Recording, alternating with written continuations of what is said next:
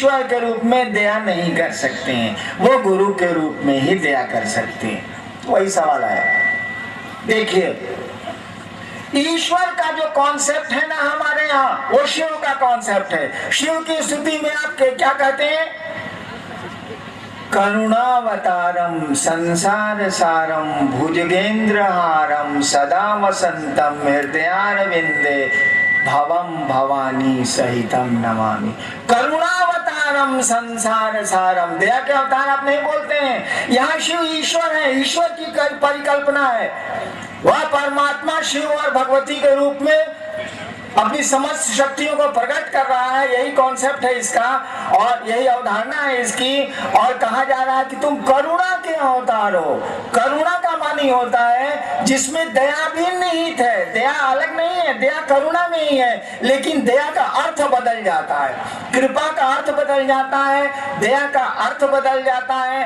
दया का मानी होता है कि कुछ भी आप करने की स्थिति में नहीं है, कोई रास्ता आपके पास नहीं बचा है, अब कोई उपाय आपके पास नहीं है, तो दया मांगी जाती है। भारतीय संविधान लोगों में आपने पढ़ा होगा कि जब माननीय सर्वोच्च न्यायालय किसी की सजा को बरकरार कर देता है, कहता है कि नहीं आपकी सजा ठीक है, तब तो उसके पास कोई उपाय नहीं है। जब भारत का सर्वोच्च न्यायालय कह दिया कि आपकी सजा ठीक है, जो भी सजा हो, आजीवन कारावास हो या फांसी हो, कह दिया ठीक है, अब उस आदमी के पास इस देश में तो कोई उपाय नहीं है, कुछ नहीं कर सकता।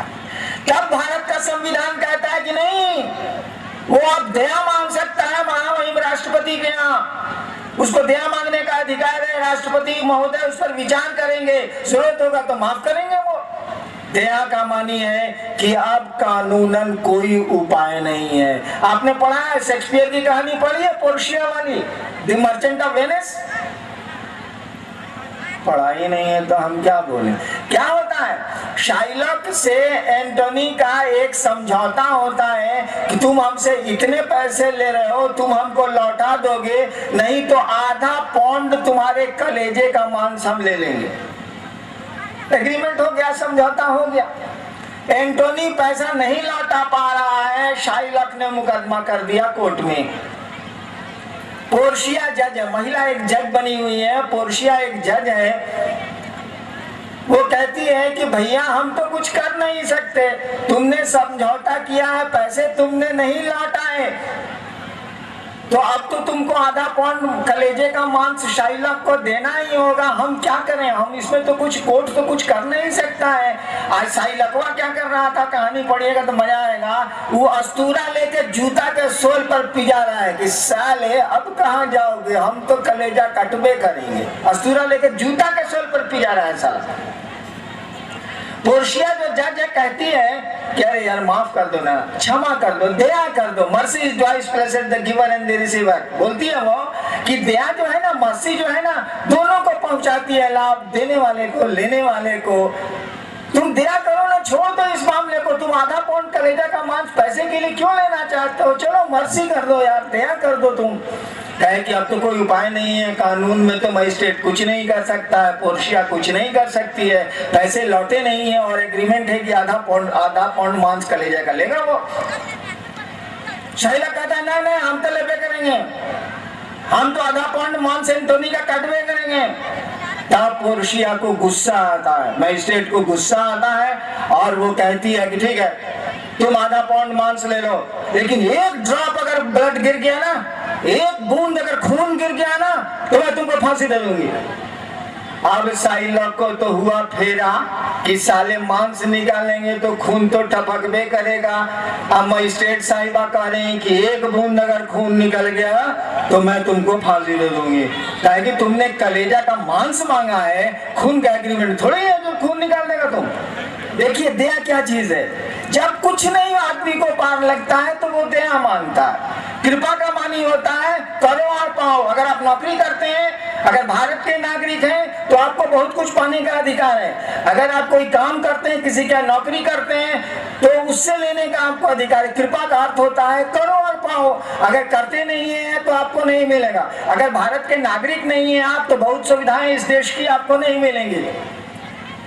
ठीक उसी तरह से कृपा का अर्थ होता है करो और पाओ।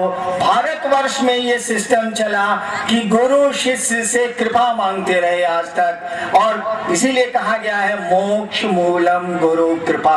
कहा गया है ना, मोक्ष मूलम गुरु कृपा। गुरु की कृपा से मोक्ष मिलता है, जो अध्यात्म का माना जाता है कि सबसे ऊपर का शिखर है। कहा जाता है कि मोक्ष मूलम गुरु कृपा। कृपा क्यों यहाँ कहा गया कि आप शिष्य बन जाइए, क्योंकि गुरु शर्त लगाते हैं, तो उन शर्तों के अधीन आइएगा तो शिष्य बनिएगा ही बनिएगा। हर एक गुरु तो, शरीरधारी गुरु तो अपने कंडीशंस रखते हैं, शर्त रखते हैं। सुरा सुंदरी को छोड़ के आओ, मांस मछली को छोड़ के आओ, या शराब पियो, तो अपना अपना सबका अलग अलग है। तो गुरु तो शर्त लगाते हैं, उस शर्त के भीतर आप आ गए तो आप शिष्य होंगे। आप तो जब शिष्य बन ही गए तब दया की क्या जरूरत है, तब तो आप शिष्य हो ही गए तो पाइएगा ना। इसीलिए भारतवर्ष ने कह दिया मोक्ष मूलम गुरु कृपा। गुरु ईश्वर के बारे में कहा जाता है कि ईश्वर तो करुणा के अवतार है, वो दया नहीं करते हैं। करुणा से दया निकली है, लेकिन वो दया का अर्थ नहीं। दया का अर्थ होता है जीव को शिव बनाना। दया का हमेशा अर्थ होता है जीव को शिव बनाना, ऐसी चीज की ख्वाहिश करना जहां आपकी कोई ताकत नहीं चलती है, जहां कुछ भी आपका नहीं चलता है, कुछ भी अर्हता आपको नहीं है, कोई रिक्विजिट्स नहीं है, कोई मेरिट नहीं है, कोई आपके पास कुछ योग्यता नहीं है, तब भी आपको चाहिए। इसीलिए कहा जाता है कि महादेव की कुर्सी पर बैठ के तो दया नहीं कर सकते हैं, वो वरदान दे सकते हैं, आशीर्वाद दे सकते हैं, समस्त जगत दे सकते हैं, लेकिन जीव को शिव तो वो गुरु की कुर्सी पर बनाते हैं। शिव गुरु होते हैं तो वो दया करते हैं। इसीलिए सतीश ने कह दिया एक लाइन में कि ईश्वर के रूप में वह शिव दया नहीं करता, वो तो करुणा का अवतार है, गुरु के रूप में वो दया करते हैं। और हम लोगों ने भी कहा कि अपने गुरु से दया की याचना करें आप, क्योंकि उस शिव का शिष्य होना बड़ा मुश्किल है। कौन जाने कि हो पाए हम या नहीं हो पाए। मुंह से बोलते तो है ना कि शिव मेरे गुरु हैं, हे महादेव आप मेरे गुरु हैं, हम पर दया करिए। चलिए मुंह से बोलेंगे, दया का मानी होता है महादेव पूछिए नहीं सकता है कि तू करता क्या है। दया का मानी है कि कुछ नहीं करते हैं, भंडोल सब साफ, तब वो चाहिए। दया का हमेशा मानी होता है कुछ नहीं है हमारे पास, तब हमको दया चाहिए। कानून में हार गए, ताकत में हार गए, कुछ नहीं चाहिए है मेरे पास, हे सरकार आप दया कर दीजिए। महादेव उधर से बोलबे नहीं करेंगे, काहे कि दया का मानी होता है कि कुछ नहीं है तब वो चाहिए। बोलबे नहीं करेंगे, तू शिष्य बनेगा तब न दया रे गुरु करेंगे, तू शिष्य बना कहा। हम लोग कहेंगे बने क्या नहीं बने, मुंह से बोलते हैं तो कम बुझा रहा है आपको। मुंह है हमारे पास तो बोलेंगे कौन सी मनवा से, मन तो सब दुनिया में लगा होगा। चलिए आगे। एक भाई की जिज्ञासा है कि आपने शिष्यानुभूति में लिखा है गुरु को प्रणाम निवेदित करने क्या प्रयास अपेक्षित है, प्रणाम का प्रयास का क्या अर्थ है?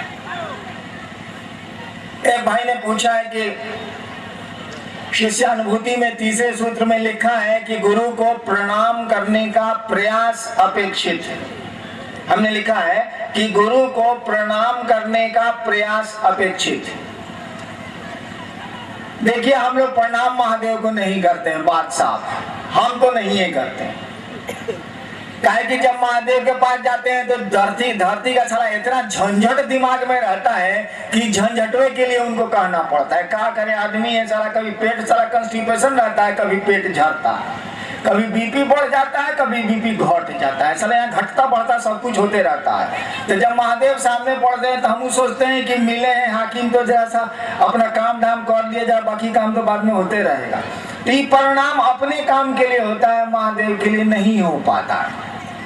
हम लोग भी प्रणाम बड़ी करते हैं। नौकरी में थे 32 साल ना, तो बहुत लोगों को प्रणाम करते थे। एक बार गांव गए तो हमारे गांव का एक चचा भेटा गया, उसमें पटना कंट्रोल रूम का मैं इंचार्ज था, भेटा गया। हमने कहा प्रणाम काका, का खुश रहो बहुआ। कुछ दूर के बाद एक आदमी साथे जा रहा था, पूछिस है बॉस के था ही, हम कहा मानिए साला कुकुर है। देखिए कौन प्रणाम हुआ, मनवा झुका। अच्छा पतो लोग अमूमन सास को कैसे गोड़ लगती है, हम देखें आंचल से गोड़ पूछेगी, अरे बाप रे बाप 5 बार भोरे भोर। मोने मन मनाती है कि बुढ़िया मरती क्या नहीं है। ये प्रणाम हुआ, सबकी बात मैं नहीं कह रहा, लेकिन अमूमन कुछ तो ऐसे उदाहरण हैं अभी तंग करती है तो कोई क्या करेगा, काऊ काऊ करती है तो कोई क्या करेगा बिना बात के। हम तो देखा है पतो लोगों को सास का गोड़ लगते हुए आंचल से पहुंचती है, लगता है कि धूल साफ कर रही है। मोने मन कहती है कि बुढ़िया कब तक रहेगी, सारी कर्कश कर्कश खाली करते रहती है। दिस इज नो प्रणाम, ये प्रणाम नहीं ना हुआ, ये मन झुका नहीं ना। इसीलिए हमने कहा है कि शिव को प्रणाम करने का प्रयास करिए, आप कोशिश करिए। आप कहे कि प्रणाम तो जब एक बार शिव को प्रणाम हो जाए ना, मात्र जीवन में एक बार शिव को प्रणाम हो जाए ना, फिर प्रणाम करने की जरूरत कहाँ रहती। शिव को एक बार निश्चल मन से प्रणाम अगर हो गया, हे बल्ले बल्ले, तब क्या बात है। एक बार प्रणाम हो जाए, 108 बार जो नमः शिवाय करते हैं ना, बैठिए तो बाबूजी के पास आ कहिए कि बाबूजी गोड़ लगता नहीं, बाबूजी गोड़ लगता नहीं, बाबूजी गोड़ लगता नहीं, बाबूजी गोड़ लगता नहीं, बाबूजी गोड़ लगता नहीं। हमने जैसा बाप रहेगा हमारे का थोड़ा घट सा पढ़ना लिखना 22.5 खाली बाबूजी गोड़ लगता नहीं, बाबूजी गोड़ लगता नहीं, बाबूजी गोड़ लगता नहीं। नमः शिवाय वैसे करते हैं हम लोग, शिव को प्रणाम, शिव को प्रणाम, शिव को प्रणाम। अगर महादेव वहां रहे ना तो एक लात मारेगा कि साला तुम अपने भी डिस्टर्ब हो रहा, हमको भी डिस्टर्ब कर रहा, नहीं मारे। प्रणाम मन से होता है, शब्दों से प्रणाम नहीं होता। शब्द सहयोग दे सकते हैं लेकिन वो प्रणाम नहीं करते हैं। इसीलिए हमने कहा प्रणाम करने की कोशिश करिए। आप गुरु का आदेश करिएगा ना, गुरु की दया होगी ना, तो प्रणाम होने लगेगा, प्रणाम हो जाएगा। और शिव को जब प्रणाम हो गया तब फिर क्या बात है, बल्ले बल्ले, तब फिर मेरी चाल देख ले, तब क्या बात। इसीलिए हमने कहा है कि शिव को प्रणाम करने की कोशिश करें। एक भाई की जिज्ञासा है कि भक्त और शिष्य में क्या अंतर है। एक भाई ने पूछा है कि भक्त और शिष्य में क्या अंतर है। आसमान जमीन का अंतर है। भक्त और चेला में आसमान जमीन का अंतर है।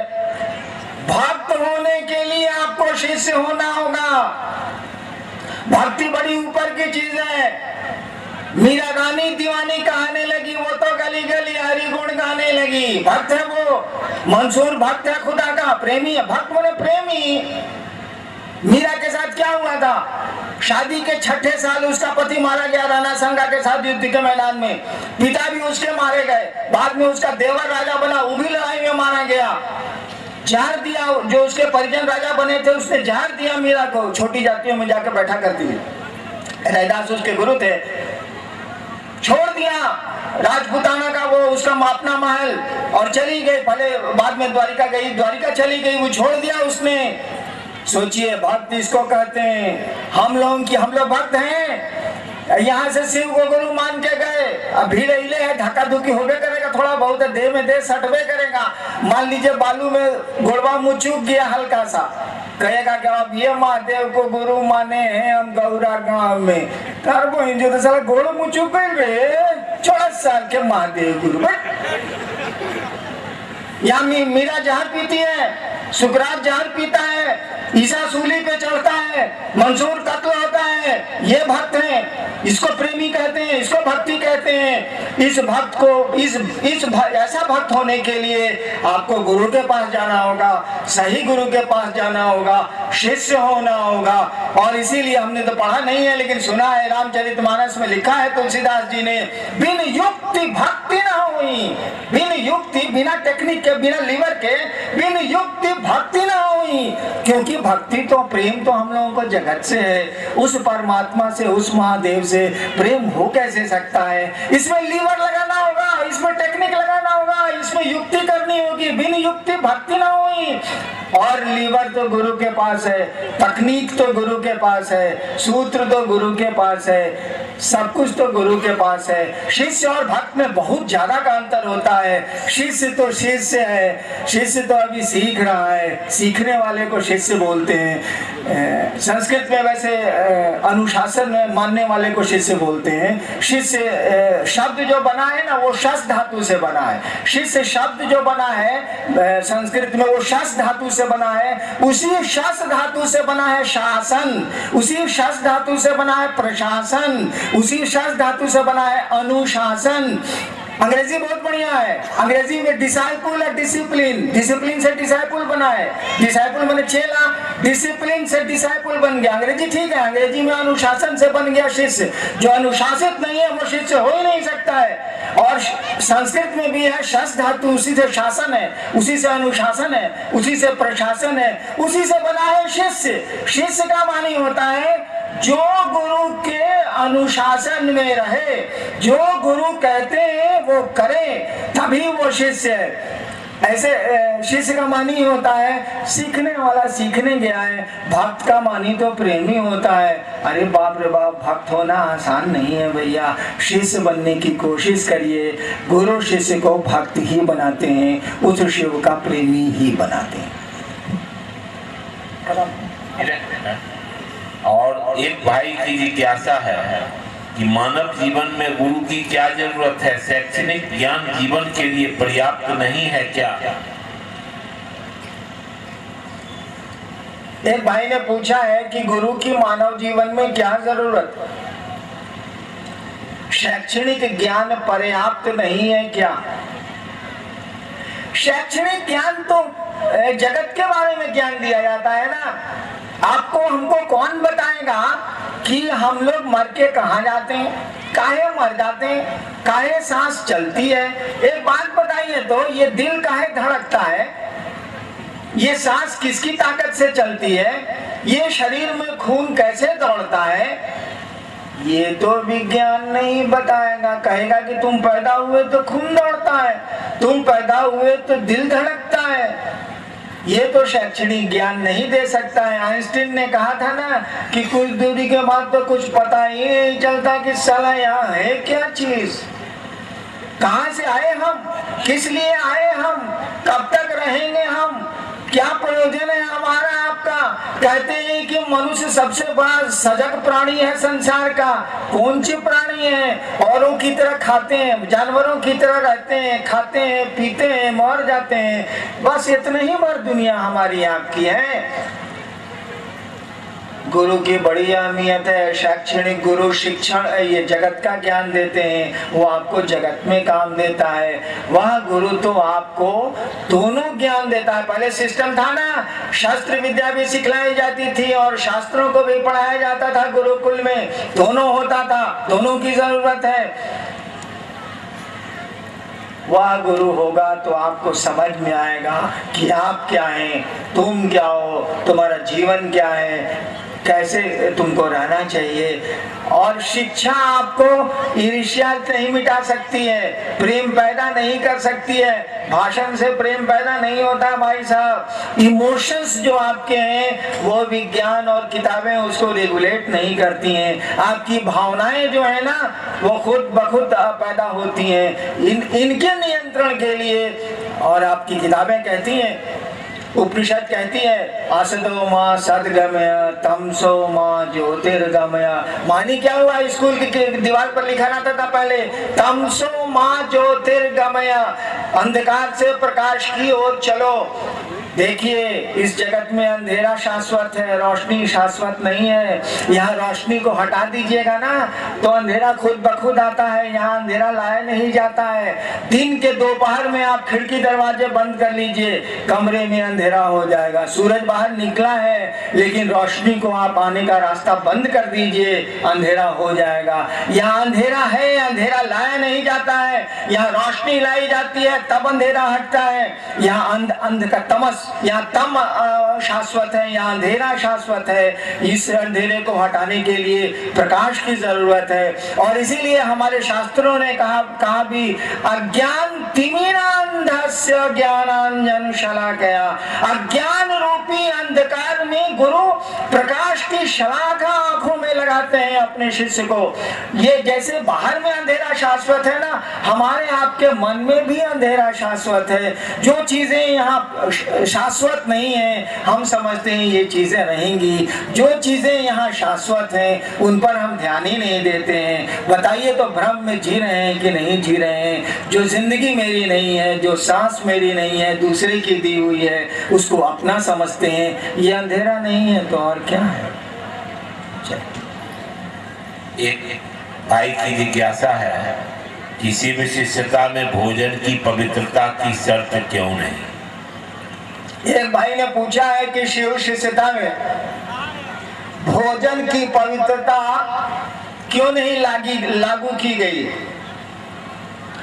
उत्तर तो इसका ढेर सारा, उतना समय नहीं है, लेकिन एक बात समझ लीजिए, गुरु शिष्य की परंपरा में कानून गुरु का चलेगा।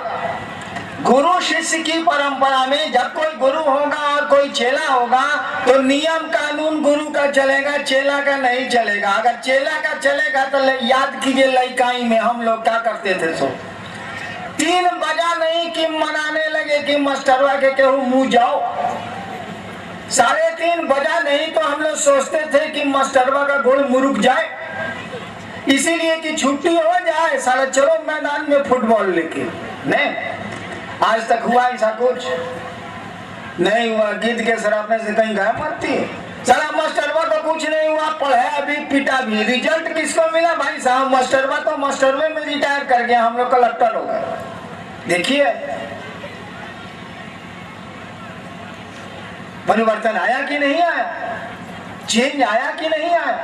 तो नियम गुरु का नहीं चलेगा, चेला का कैसे चलेगा? वो बना हुआ है 5 बजे तक घंटी, आप कहिएगा 3 बजे मास्टरवा के गोड़ मुरुक जाए गोड़ तरह चक्कला से। वो नियम बना हुआ है, वो तो जानते हैं कि बच्चा साला मनाएगा कि गोड़ मुरुक जाएगा, वो पढ़ना चाहता नहीं है, बच्चे का स्वभाव नहीं है। तो नियम गुरु ना बनाएंगे। महादेव गुरु है, शिव गुरु है, कहा गया जगत के गुरु है। जगत गुरु नमस्तुभ्यम, हे शिव हे जगत के गुरु तुमको हम नहीं बोले, किताब बोल रही है। जगत गुरु नमस्तुभ्यम, हे जगत के गुरु तुमको प्रणाम है। जगत गुरु का मानी क्या होता है भाई साहब? जगत के एक एक आदमी को ये अधिकार है, वो किसी जगह का हो, किसी जाति का हो, किसी धर्म का हो, करिया हो, गोर हो, उज्जर हो, कार हो, जगत के एक एक आदमी को यह अधिकार है कि वो शिव को गुरु बना सकता है और किसी से पूछने की जरूरत नहीं है, किसी के परमिशन की जरूरत नहीं है, किसी की अनुमति की जरूरत नहीं है, क्योंकि वो जगत का गुरु है। जगत में हम रहते हैं, हमको पूरा का पूरा अधिकार है कि उस शिव को हम गुरु बना सकें और किसी से पूछने की भी जरूरत नहीं है। और उस जगत गुरु को अधिकार नहीं है कि एक आदमी को भी कह देगा कि तू टोपी पहनता है इसीलिए मेरा चेला नहीं है। तो टोपी पहनने वाला कहेगा कि हम गुरु नहीं मानेंगे, साला हम टोपी पहनबे करेंगे। तो लोग कहेगा कि महादेव जगत गुरु है भैया, लेकिन टोपी पहनने वाला के छोड़ के नहीं हो सकता है। जो जगत का गुरु है वो कोई नियम नहीं लगा सकता है, इसीलिए हम लोग कुछ बोलते ही नहीं है। हम लोग कहते हैं कि 3 काम करिए, दया मांगिए, चर्चा करिए, प्रणाम करिए और मन में इस सोच को पक्का कीजिए, जिसको संकल्प बोलते हैं कि शिव मेरे गुरु हैं, हे शिव आप मेरे गुरु हैं और जब तक सांस चलेगी आप मेरे गुरु रहेंगे, ये रिश्ता हमारा आपका कायम रहेगा। और हम लोग कुछ बोलते ही नहीं है, बोलने की जरूरत ही नहीं है। आपको जो बुझाए सब कीजिए, जो सा करिएगा वैसा। भैया काहे इसे करते हैं? हम कहते हैं गुरु से पूछो बाप हम क्या करें इसमें, हम तो अपने नहीं खाते हैं बाप। औरंगाबाद ऋषि, हम अक्सर कहते हैं ये गोरखनाथ के बारे में सुना है ना कि नहीं सुना है? मच्छंदरनाथ महादेव के चेला थे, मच्छंदरनाथ महादेव के शिष्य थे और उनका शिष्य था गोरखनाथ। बोलचाल में वैसे किताब में उनका मत्स्येंद्र नाथ नाम है और गोरखनाथ का गोरक्षनाथ नाम है। बोलचाल में मच्छंदरनाथ के वही मच्छंदरनाथ, जाग मच्छंदर गोरख आया, गम निगम दिया हेला जी, कैसी नींद सोए आप जी, आप गुरु हम चेला जी। वही मच्छंदरनाथ का चेला था गोरखनाथ। गोरखनाथ बोलता है कि साधु कौन है? गोरखनाथ बोलते हैं साधु कौन है? जो जिसको कहते हैं कि साधु कौन है? हवा की ना चली बा, ठबा की ना बोली बा। गोरखनाथ कहते हैं हवा खबा के नहीं चलेंगे, ठबक ठबक के नहीं बोलेंगे, हवा की ना चली बा, ठबा की ना बोली बा, धीरे धरी बा पाँव, धीरे धीरे पाँव बढ़ाएंगे, हवा की न चली बा, ठबा की न बोली बा, धीरे धरी बा पाँव, गर्भ न करी बा, सहजे रही बा, भारत गोरख राव। गोरखनाथ कहते हैं कि गर्व नहीं करेंगे, सहज रहेंगे, जल्दी जल्दी नहीं चलेंगे, जल्दी जल्दी नहीं बोलेंगे, धीरे धरी बा पाँव, धीरे धीरे पाँव बढ़ाएंगे। साधु का यही लक्षण है। और आप शिव शिष्य, ये तो बोला था महादेव के चेला का चेला, आप तो महादेव के सीधे चेला है भाई साहब, आपकी कुर्सी तो ऊपर है। इसीलिए आप यहाँ से जाएंगे बिल्कुल साधु की तरह जाएंगे। पहले माँ बच्चों को निकलने देंगे, शांत रहेंगे, अकबक नहीं करेंगे, धीरे धीरे उठेंगे, धीरे धीरे जाएंगे। यहाँ के लोग कहेंगे महादेव का चेला तो भैया महादेव जैसा होता है। अरे इतने लोग आए, फिर कुछ दिन में पता ही नहीं चला कि कौन कहाँ चले गए। अभी 10 मिनट और प्रोग्राम चलेगा, आप लोग शांतिचित बैठिए, मात्र 10 मिनट का, 10 मिनट भी नहीं, 5 मिनट 7 मिनट का खेला है, आप निश्चिंत बैठे रहें। औरंगाबाद के ऋषियप थाने के इस पावन सूर्य मंदिर के मैदान में, इस गौरा गांव में आप आए, आपको असुविधाएं हुई, तकलीफें हुई। चलिए हम आपकी तकलीफों के लिए अपने गुरु महादेव से ये प्रार्थना करते हो कि आपकी ऐसे भी तकलीफें कम हो जाएं, आपका जीवन सुखमय हो, शिवमय हो, आप सचमुच में शिव के शिष्य बने। आपको देख के दूसरे कहें कि अरे महादेव का चेला तो महादेव जैसा होता है, इसका जैसा गुरु है वैसा ही शिष्य है। ऐसा ही आपको आचरण प्रस्तुत करना चाहिए। यही मैं अपने गुरु महादेव से प्रार्थना करता हूँ और यही अनधिकार आपको आशीर्वाद भी देना चाहता हूँ कि आपके दुख थोड़े कम हो जाएं, आपका जीवन सुखमय हो, शिवमय हो, शिव आपके गुरु हो। और यही कह के एक भजन और होगा तब आप जाएंगे। यही कह के मैं आप सबों के चरणों में, जहाँ तक मेरी आवाज आज जा रही है, मैं अपना प्रणाम निवेदित करता हूँ। सारे लोग मेरा प्रणाम स्वीकार करें। आप सबों को मेरा प्रणाम।